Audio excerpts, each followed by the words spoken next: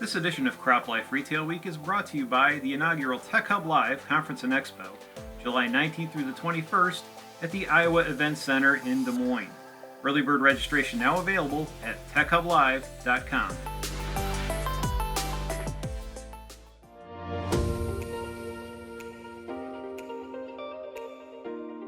Well, hello again. Welcome to another edition of CropLife Retail Week. Paul Schrimpf here with Sfiligoj. Hello, sir. Hello, Mr. Paul. How are you? Good. So, after the video came out last week, my wife walked into the room and said, 4 minutes and 2 seconds? You guys talked about Cleveland State for 4 minutes and 2 seconds. What's wrong with you? And I'm like, it happens like once every, decade. So I was going to say, Paul, I know. I mean, I teased you off camera last week that we may be retired before they get into the tournament again. So it's like, we might as well enjoy this. So you might as well. So the last word is, when you're watching this, they may be like Cinderella, or they may be in the dumper like we expect them to be. But hey, we were there. We had fun. Whatever happened, happened. So yes. We'll see. And we'll spare you guys out in viewer land the fight song this week. I'm sure you heard enough please. of that last week. Please. So what do you got going on, sir? Well, actually, that kind of alluding back to our last video. I remember I was teasing everyone about it may be a strange occurrence when we have a video, take place where I don't talk about some consolidation or merger going on in the ag retail space. So, and this is kind of that, not exactly, but a hint, if you will. Found out this week that two Iowa cooperatives, Max Yield and New Cooperative, have begun conducting a unification study. The board of directors have been talking and thought now is the time to talk about maybe joining forces, these two cooperatives. So if that's agreed to, they're going to be looking at that over the next month or so. The members would vote in June, and we'll find out probably then in July sometime whether or not Max Yield and New Cooperative will both end up as a combined co-op in Iowa. Now, Paul, for the CropLife 100 folks, Max Yield is a regular member of the CropLife 100. New Cooperative has not been on the list of CropLife 100 by their choice. But I know that folks in the precision ag space probably remember them, because I know back in the day when CropLife did the Sightliner Award for innovators in precision agriculture in ag retail, New Cooperative was a recipient of that at least once, if not more than. Yeah, you really reach back there for Sightliner Awards. Holy cow. Yep. That predates us, which is not a lot predates us anymore, but that does. Yes. So yeah, I mean, that is not an inconsequential coming together of cooperatives.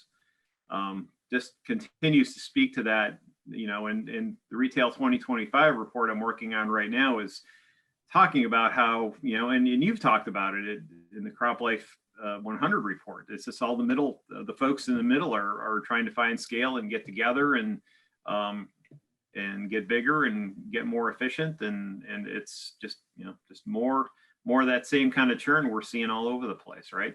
Yeah, and again, here again, a lot of these cooperative mergers that we've talked about in recent months, they've taken place in the Midwestern states where where we see a lot of corn and soybean grown. Of course, Iowa, Indiana, Wisconsin, Minnesota.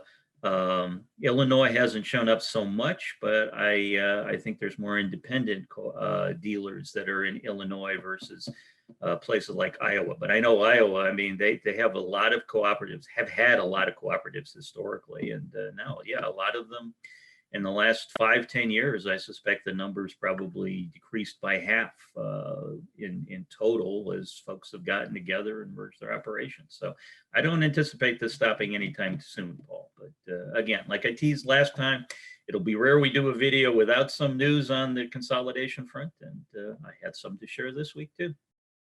Very cool. Well, I'll throw something in the hopper. We've seen a lot of the cabinet picks and so forth get confirmed recently. Of course, Vilsack was the big news for USDA, but it was noted that Katherine Tai was named the next U.S. trade representative. A lot of great comments from agriculture. And the one from CropLife America popped up. Our friends over there saying, they've been prior to confirmation. Chris Novak notes he had the opportunity to meet with her and with fellow association CEOs to discuss trade concerns, and that she has a lot of experience and understanding of the U.S. agriculture market. So that can't be bad news. I mean, we need, especially now with the insanity around the world, and I think post-COVID, we're going to see how things change. But it's really important to have someone that's a strong representative and is going to keep agriculture in front of mind. So that's good. It was really good to see.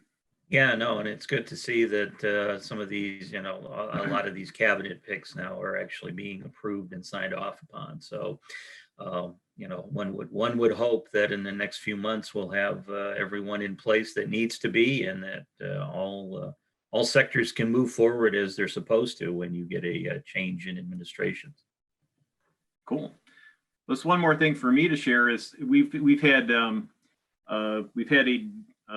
plethora of information come across the wire from our friend Mark Waschek at Ag One Source, talking about COVID and personnel and hiring and retention issues on, as we kind of gone through COVID and get into that post-COVID period. How is it going to change what is changing, what's staying the same? How have we adjusted as companies, as an industry? So there's a couple of terrific stories on CropLife.com, and I also mentioned that we just had a webinar a week ago with there was Mark with panelists including Jennifer Brown at Co-Alliance Cooperative and Daniel Minnick at River Valley Cooperative, two renowned and outstanding HR professionals in the agriculture retail space. A great hour-long discussion. If you go to paceexecutiveforum.com, you can find a link to it. It does require you register with an email, but you can sit down and see that 60-minute presentation at your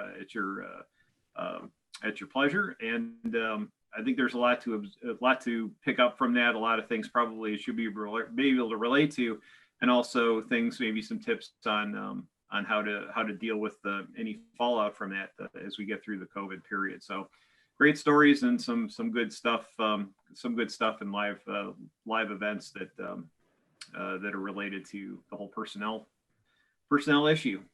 Yeah, I know Mark Waschek is a really good guy. He's been a friend of CropLife's for several years. I remember meeting him maybe 10 years ago, maybe 12 now, at Wisconsin agribusiness meeting in Madison, and he's been bylining stories for us ever since. At least 3, usually 4 per year in print that end up online. And yeah, he's a really good source when you're talking about recruiting and employment, and particularly in the ag retail space. So yeah, if you have an hour to spare, I would encourage you to listen into the webinar, because I'm sure it'll be a great listen.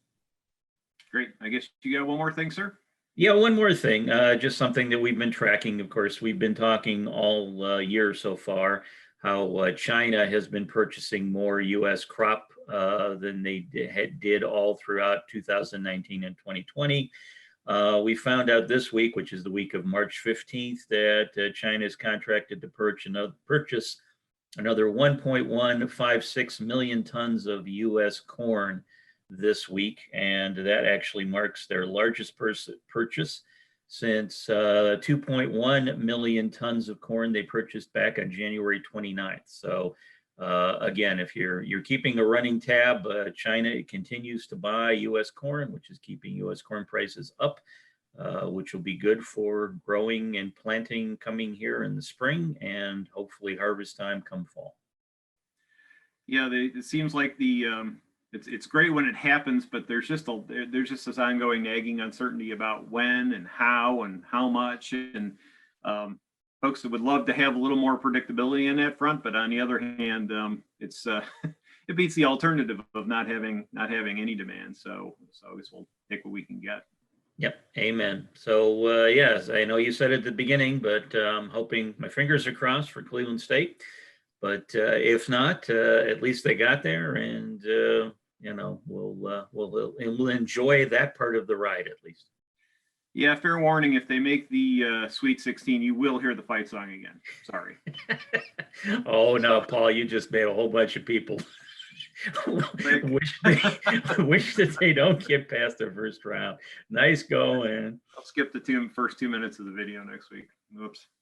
All right, so that's it for this edition of CropLife Retail Week. Thanks for joining us, and we'll see you next week. If you have questions or comments about today's episode of Retail Week, contact us by email or Twitter, or type your message in the comment section below. Your feedback is important to us. We'll try our best to address your thoughts in next week's episode. And be sure to subscribe to our YouTube channel.